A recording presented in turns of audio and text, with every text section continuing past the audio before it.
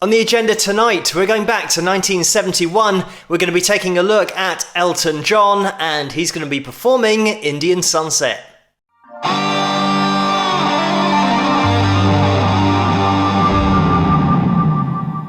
Hello, Phil here from Wings of Pegasus, and welcome to another analysis video. If you enjoyed this video, please give it a thumbs up and subscribe. So, this is one of those performances that I first looked at over a year ago now, but the video subsequently got blocked on copyrights, unfortunately, so I am re-editing and re-uploading. It's going to be an interactive video tonight, because I'm going to put the link to the performance that I did watch in the description below, and also pin it to the top of the comments, and you will be able to see that video because it's on Elton's official channel. So go there, check out the performance, and then head back here for the analysis, and I'll see you guys in the comments section.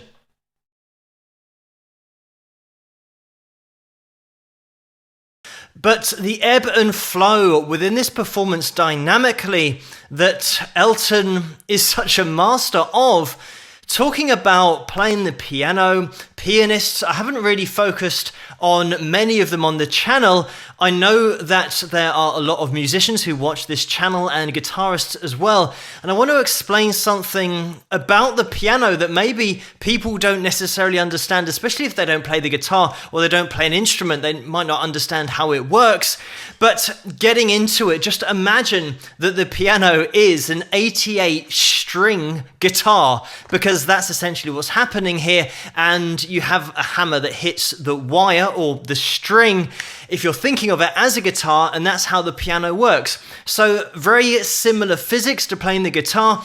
If you do play the guitar and you've ever picked the strings above the nut on the headstock of the guitar, you'll get that piano sound, and that's all it is.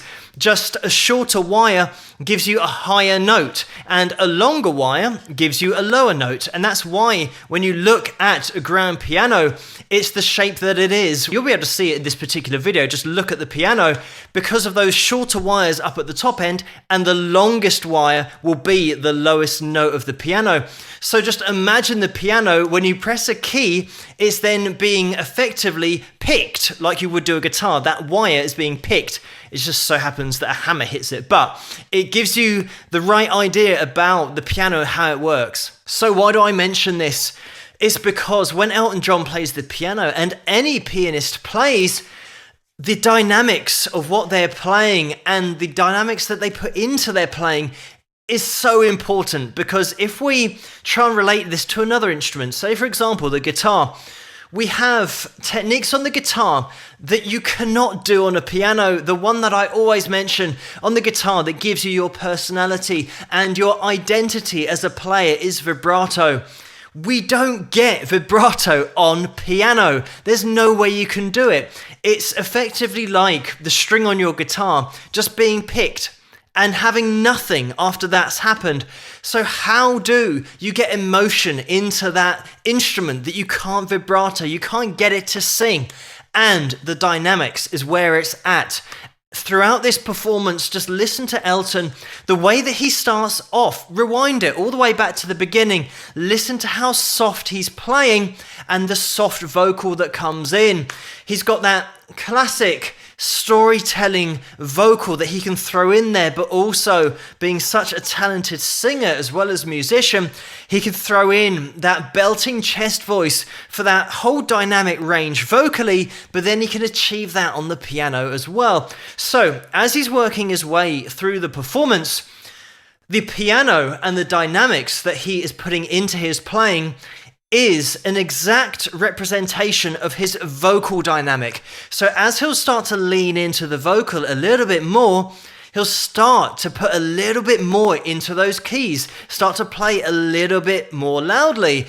And it's especially evident when we get into the solo section, where he'll then suddenly drop off to so quiet, so soft, or piano when he's playing, because it is such a dramatic change to keep everybody interested, but also everybody listening here is listening so intently because it's so light, to try and hear the chords and the notes that are being played. It's that light and shade. How Elton achieves this on the piano is exactly the same as any other player with any other instrument.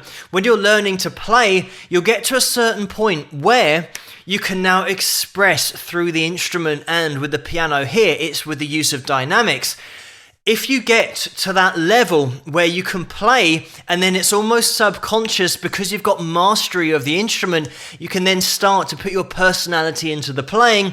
What you'll find is that as soon as you start playing an instrument, it will take all of your concentration to do the most basic things on that instrument. Once you have mastered it and it becomes so subconscious and second nature that you can think about other things. You can think about lyrics, you can think about singing at the same time, you can think about the meaning in your vocal, and the vocal will start to be reflected in your playing because it'll be a natural process for your body to express through the instrument as well as your voice. So when you're listening to a top singer-songwriter, it doesn't really matter what instrument they play, but you'll always get that personality, not only from the vocal, but also the instrument they're playing. Another thing you'll notice about top singer-songwriters, it doesn't really matter about the instrument that they're playing. You never get contrasting dynamics between instrument and voice. And as an example here, Elton isn't going to be playing really softly on the piano and then belting out in upper chest voice the lead vocal, and vice versa. So we've mentioned about how difficult it is to get your own personality playing the piano because you don't have the luxuries of other techniques that you can start to use on stringed instruments.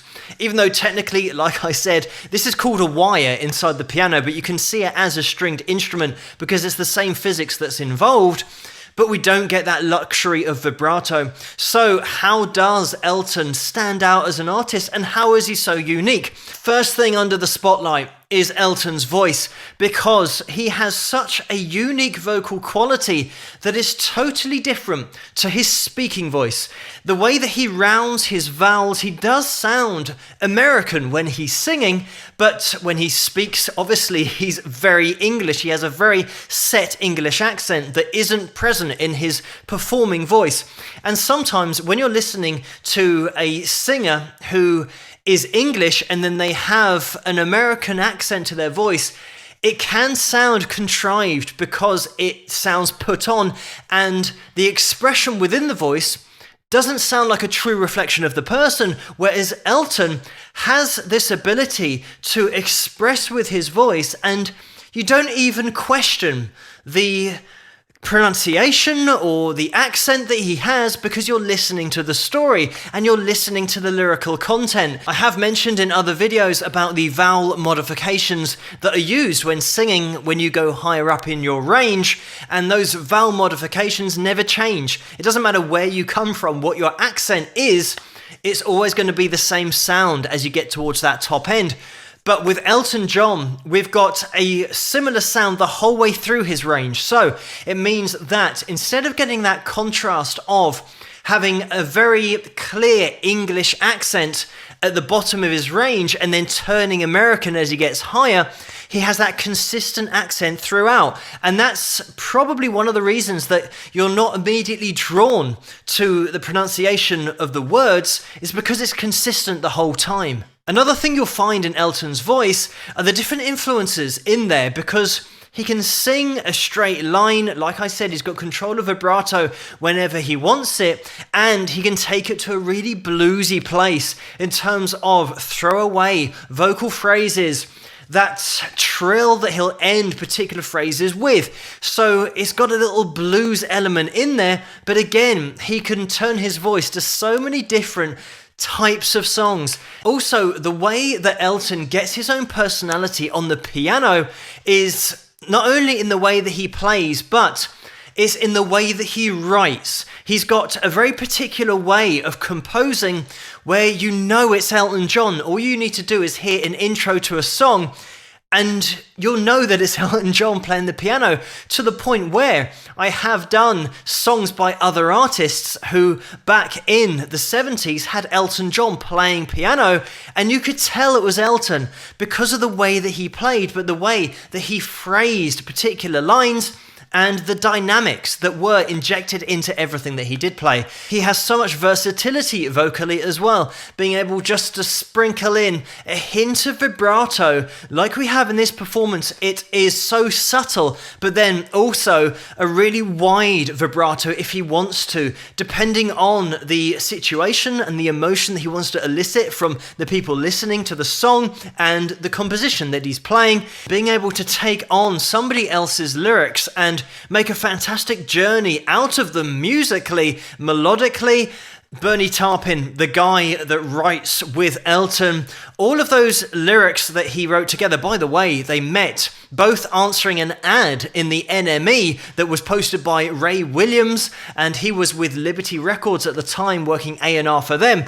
And it was Bernie that had written some lyrics, and then Ray saw Elton, who was also replying to this ad, and he gave Elton the lyrics that Bernie had written, and they didn't know each other at that point, and from then on, it just so happened that they worked together, and forever into the future is one of those relationships that was so successful, and is so successful because Elton has said that he and Bernie have never argued. They never argued personally or professionally, and the way that they go through writing songs, and they did go through, it's always been the same process, that Bernie would write the lyrics, give them to Elton, and then Elton would go away and record the song, and Bernie would only get to hear it all once it's finished. Another thing is that Elton's second album, which was self-titled, was released in the USA, and the previous album, Empty Sky, wasn't released in the USA, so people assumed that Elton John, the album, was his first album that he made, whereas it was his second. And interestingly, Gus Dudgeon, who was the producer on the second album that was released in the USA, said that it wasn't intended as an album to launch Elton John's career. It was being used as an album to showcase Bernie's writing ability and songwriting of Elton as well, to then pitch it to other artists around at the time.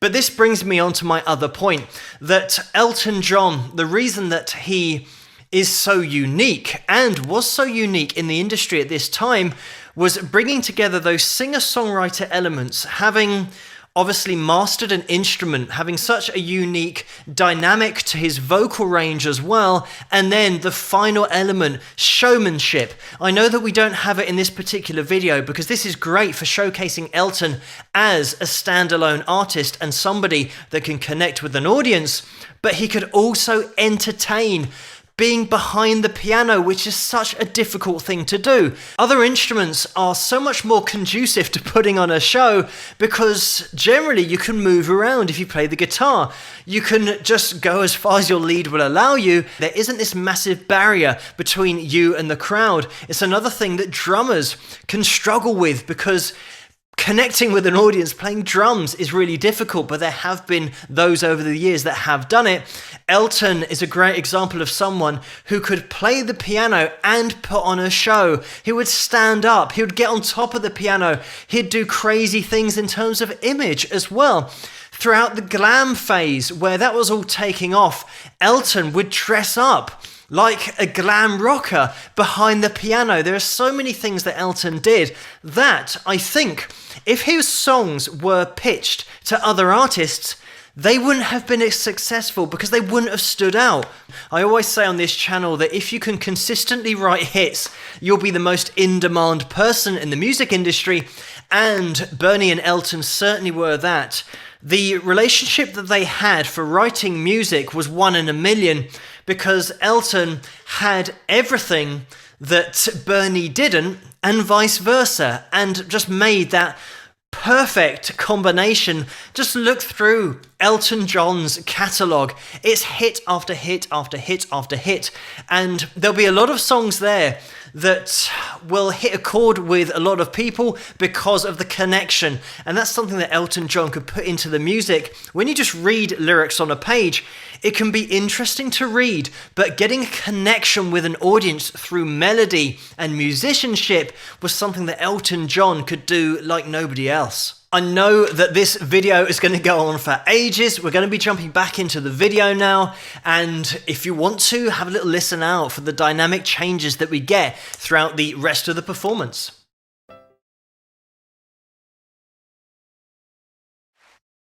And there we have it. A great example there of the dynamic change in Elton's vocal.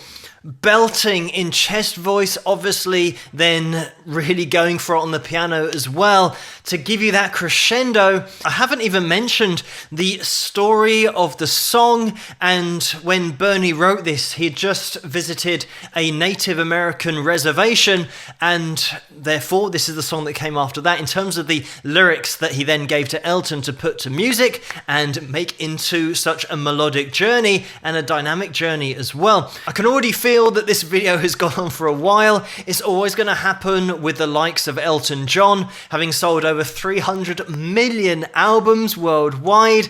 Just crazy numbers. Also inducted into the Rock and Roll Hall of Fame, and that was in 1994, but 2 years before that he was inducted into the Songwriters Hall of Fame with Bernie.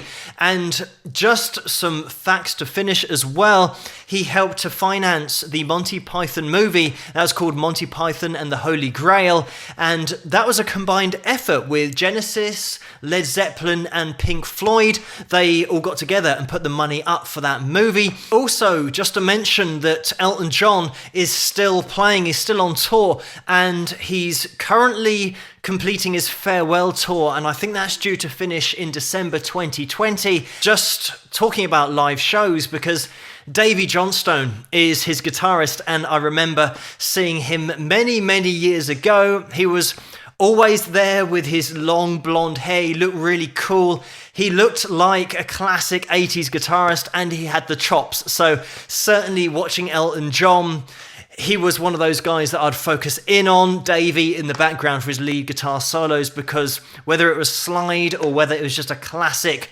overdriven solo, it was always spot on. Also, the Rocket Man movie was released recently, and that was directed by Dexter Fletcher, who also did the Bohemian Rhapsody movie. And it's interesting, that link, because Elton was very close friends with Freddie Mercury back in the day. But a great performance here from Elton, and all he needs is a piano and his voice, and he'll be able to tell you a story like nobody else. But thank you for suggesting this video for me to take a look at, and keep those suggestions coming in the comments below. Let me know what you guys think, and if you enjoyed this video, please give it a thumbs up and subscribe, and I'll see you guys at the next one. Rock!